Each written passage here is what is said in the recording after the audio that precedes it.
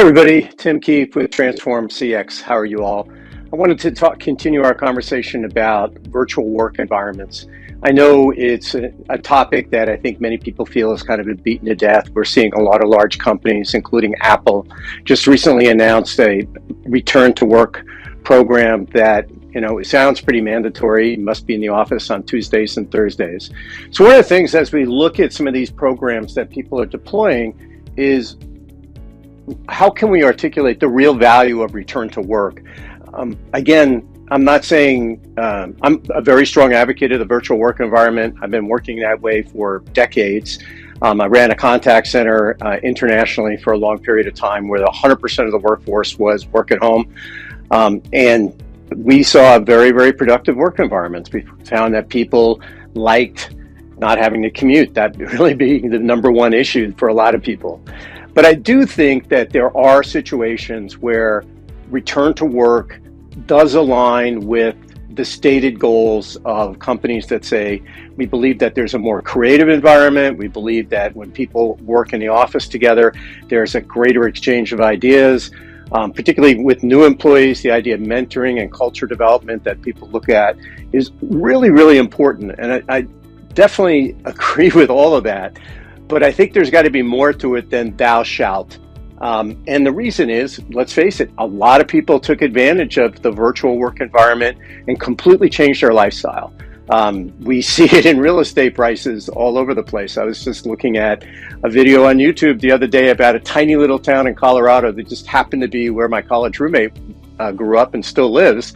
And the whole culture there has changed as a result of the Zoom environment, of people relocating to these smaller towns where they can take advantage of completely unique living situations while at the same time having the benefit of a higher paid job and doing the work that they want to do, but doing it virtually. So when you take that, how do you offset that with, okay, now you have to live within commuting distance of work, or you have to come into the office? I kind of have a running joke with some of my friends about, so when you have to go to the office, what happens? And a good friend of mine showed me, we had a video conference a couple of weeks ago, and he was just panning the camera around the room, and he was the only person in the office that day. So clearly, there was nothing built around him being there to justify the commute, the expense of even having the rent in place. So again, I think virtual work is really now kind of like, this is what many people, I'm not saying everybody, but many people want. There's a financial benefit to virtual work. I mean, just the back of the envelope math here in the San Francisco Bay Area on a daily commute, you're running $10,000 to $15,000 a year in cost out of your pocket after taxes. And again, what do you, the employee, what's in it for you to go into the office? So again, virtual work, really important. I think virtual management, a lot of companies are struggling with that.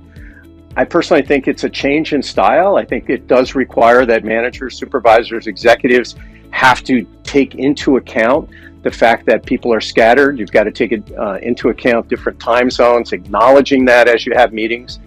But at the same time, hugely powerful tools that we got really good at using during the pandemic, Zoom, the ability to move across borders internationally and go from meeting to meeting to meeting to a fault at times, but without having to get up and without having to run to the other side of the building or be late or come in and people are late and disruptive.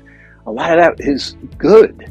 So recommendation on virtual work, I think it's a person by person thing. I do think that every company is unique in what it needs, but you've got to address the what's in it for me program. You've got to be able to clearly articulate the value of coming into the office, and you have to design around that. If you say it's going to be about culture, then build cultural events. If you say it's going to be about collaboration, build collaboration. And with that, how do you know what success is? How would you measure it?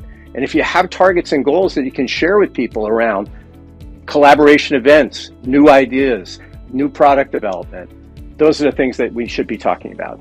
Again, thanks for your time. Tim Keefe with Transform CX.